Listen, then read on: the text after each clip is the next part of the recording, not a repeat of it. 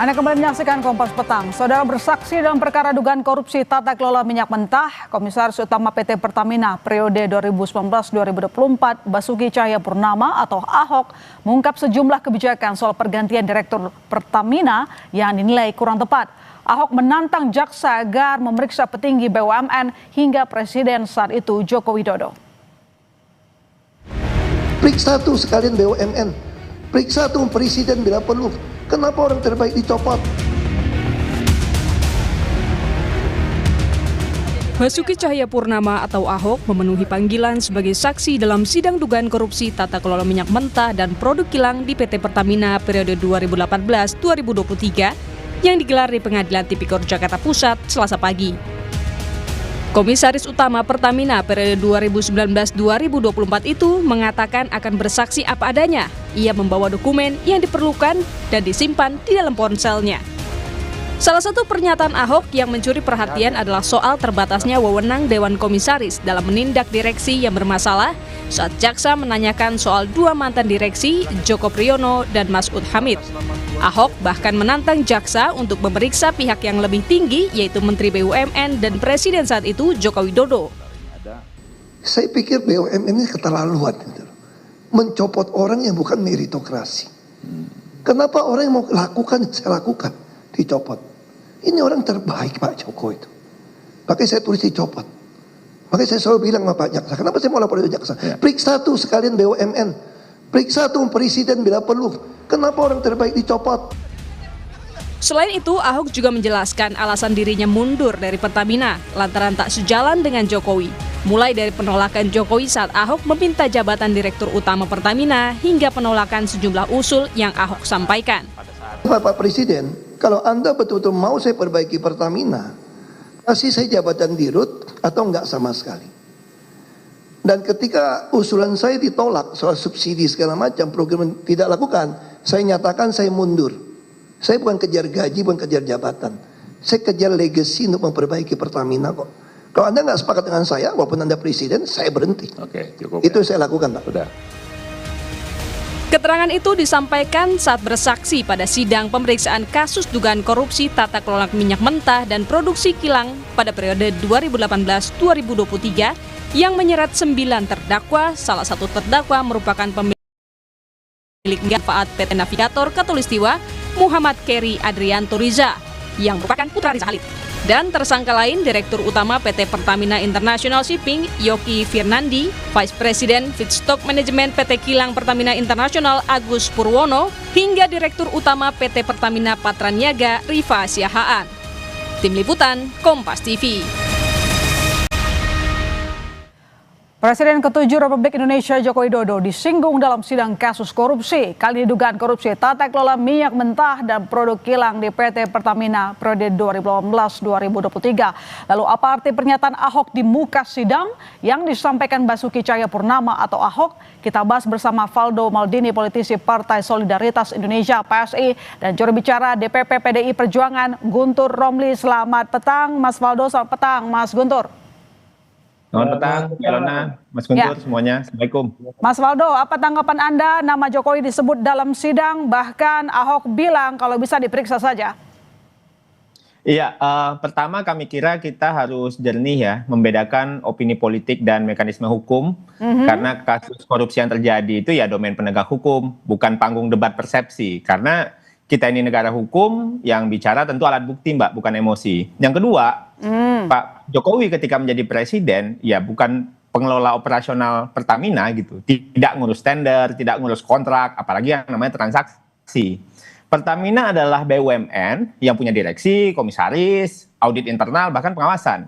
Yang diarahkan oleh presiden itu adalah tujuannya, bukan hal-hal untuk tanda tangan invoice dan sebagainya. Dan kalau Pak Ahok pernah jadi komut di Pertamina, kalau ada temuan kan jalurnya jelas. Lapor ke KPK, Kejaksaan, BPK, ya kalau ada bukti, pintu hukum pasti terbuka. Bukan pintu opini media gitu. Dan Pak Ahok juga bilang beliau mundur karena banyak ide yang tidak cocok.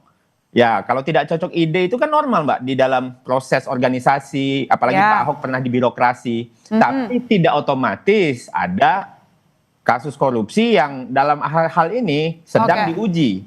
Sehingga perbedaan gagasan itu bukan berarti adanya kejahatan. Jadi kami kira di dalam hukum yang menuduh wajib membuktikan, jangan dibalikkan beban pembuktiannya. Bukan Pak Jokowi kami kira yang harus membuktikan tidak bersalah, tapi penuduh yang membukti, kira-kira gitu.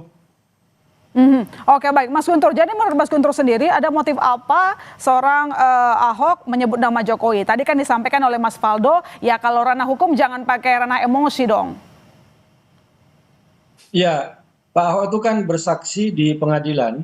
Ini bagian dari proses hukum dan beliau juga menyampaikan apa yang beliau ketahui, apa yang beliau lihat, apa yang beliau rasakan. Itu kan tugas seorang saksi. Sebagai warga negara yang baik, Pak Ahok kan datang ke pengadilan dan sebelumnya juga diperiksa oleh kejaksaan, sebelumnya lagi juga ikut melapor dan sebagainya.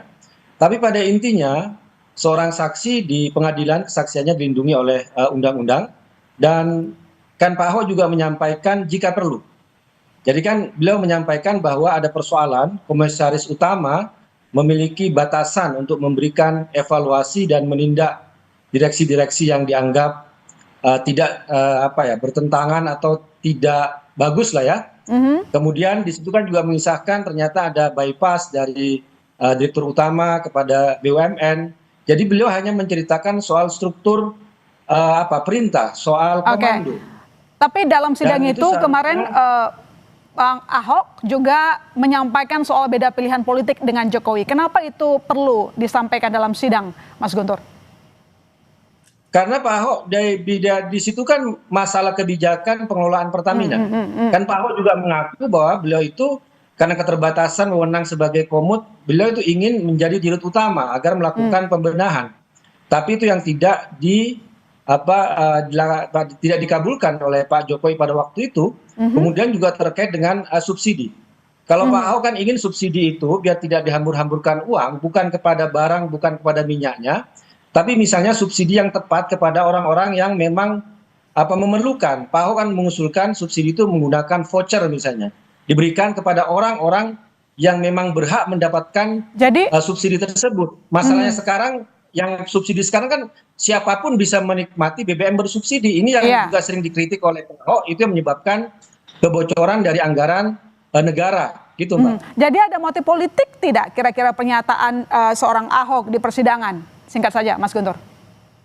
Kalau saya melihat tidak ada motif politik, Mbak. Dia ingin lebih mengklirkan proses hukum ini, dan juga beliau menyampaikan apa yang beliau ketahui. Kalau memang di sini ada intervensi dari komando dan sebagainya, kan menurut beliau kan tidak hanya komut yang harus diperiksa, tapi Menteri BUMN dan jika perlu pun juga seorang presiden juga bisa diperiksa. Dan itu dalam arti diperiksa kan belum tentu bersalah. Jadi Bung Faldo jangan terlalu ketakutan ya ketika ada usulan bahwa itu proses hukum yang biasa. Orang diperiksa oleh kejaksaan, oleh KPK, oleh polisi, itu hal yang wajar ketika bersinggungan dengan suatu kasus, bukan berarti artinya orang itu bersalah. Apalagi Pak Ahok kan sudah mengatakan jika perlu. Begitu. Baik, Mas Faldo, tidak ada motif politik katanya. Jadi kalau memang tidak ada motif politik, ketika nanti misalnya Pak Jokowi dipanggil, akankah siap untuk memberikan keterangan? Iya, yang namanya proses hukum ya kita sama-sama hormati. Siapapun pasti hormat untuk itu. Apalagi untuk orang yang pernah menjadi presiden seperti Pak Jokowi. Namun kita bicara pernyataan yang terdengar cukup personal ya. Karena membawa cerita relasi ide dengan presiden gitu. Bagi kita, menurut kami, hukum ya tidak boleh dibawa ke ranah itu, psikologis, relasi kekuasaan gitu. Karena kan yang sedang dibangun dalam kasus ini untuk di pengadilan Pak Ahok dipanggil itu kan sebenarnya kan fakta-fakta yang sedang digali gitu loh. Nah, bisa kami sampaikan di era Pak Jokowi kala itu memang terjadi banyak penguatan audit, transparansi, bahkan digitalisasi BUMN itu diperluas, termasuk aplikasi My Pertamina yang juga didiskusikan dalam sidang itu. Jadi menurut Anda keterangan Pak Ahok di persidangan itu kemarin memang lebih ke ranah politis, bukan fakta hukum, atau mungkin menurut Anda justru menyerang seorang Jokowi? Iya, kami kira yang paling penting hari ini kita harus bisa sama-sama tahu bahwa kasus yang terbongkar hari ini kami kira justru bukti dari sistem yang bekerja, bukan bukti presiden yang menutup mata. Sebaliknya nih, dan memang selama Pak Jokowi menjabat itu memang tidak pernah kan menghalangi KPK, Kejaksaan, Polri untuk melakukan klarifikasi penegakan hukum. Karena kan kita negara punya mekanisme resmi sebenarnya, dan presiden itu juga tidak kebal hukum memang, tapi tidak juga bisa dihukum tanpa bukti, gitu loh. Nah, sehingga kalau semua penudingan ini bisa disampaikan oleh siapapun tanpa data, ya mungkin ya aspirasi dari sudut pandangnya Mas Guntur kayak tadi.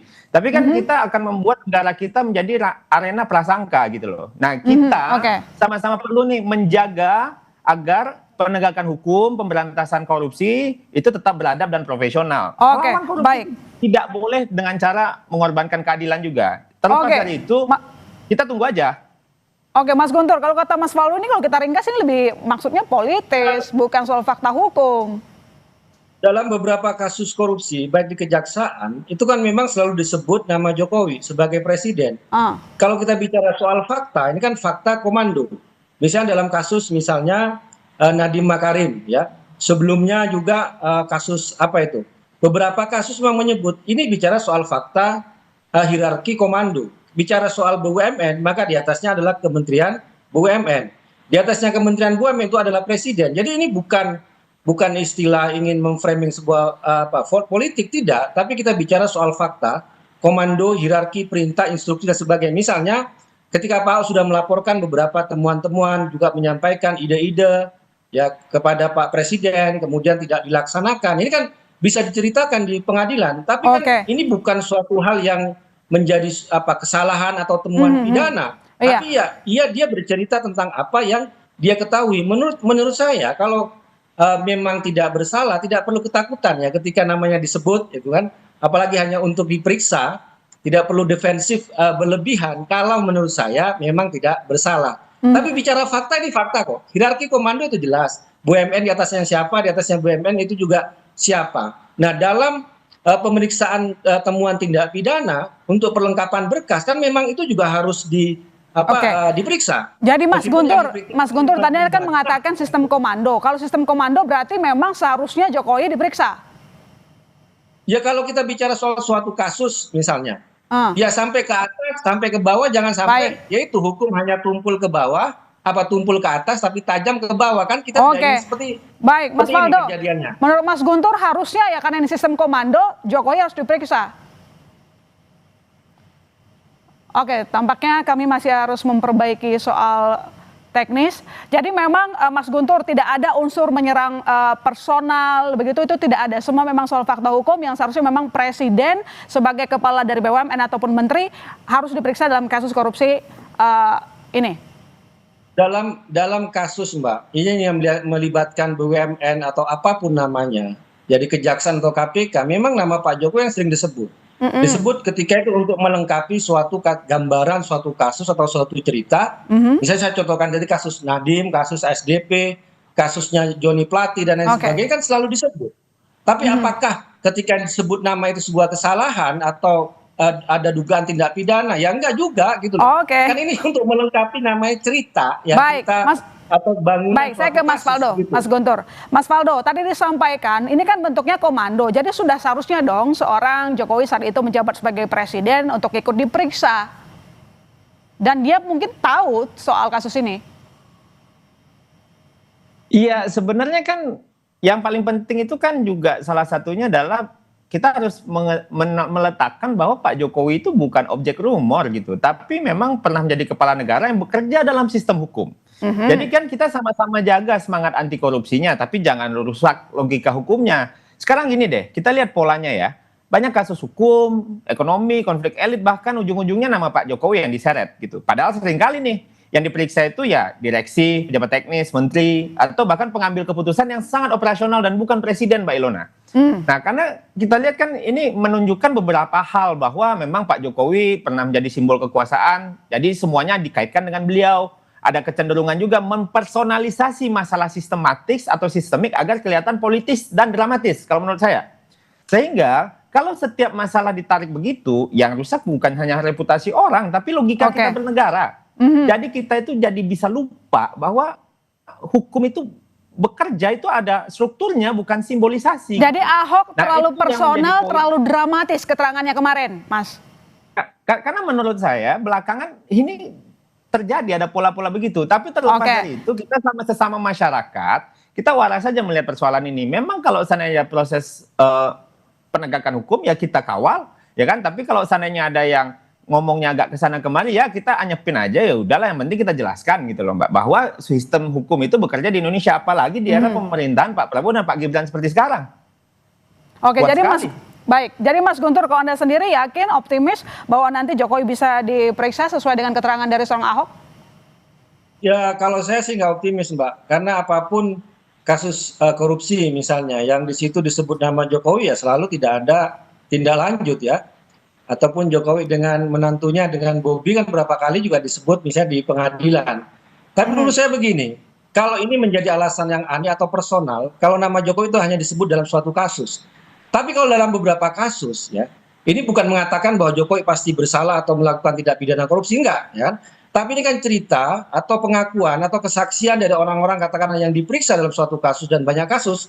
Saya contohkan tadi beberapa kasus dan selalu disebut namanya Pak Jokowi ya. Masyarakat juga pasti juga akan sadar nih kenapa kok selama ini kok disebut nama Jokowi. Jadi ini bukan untuk memframing ya atau hanya Ahok yang bicara terkait hal ini. Saya katakan Nadiem juga bicara, Joni Plate bicara, kasus SDP juga bicara, kasus yang ekspor ilegal apa itu, yang nikel juga disebut nama itu. Jadi menurut saya ini bukan lagi kasuistis ya atau hanya melakukan personifikasi atau serangan pribadi kepada Pak Jokowi, karena kita melihat ini beberapa kasus kalau hanya Ahok yang bicara dalam nama Jokowi. Baik, kita tunggu saja nanti bagaimana perkembangan kasusnya ya, Mas Guntur, Mas Faldo. Terima kasih telah bergabung di Kompas Petang. Selamat sore.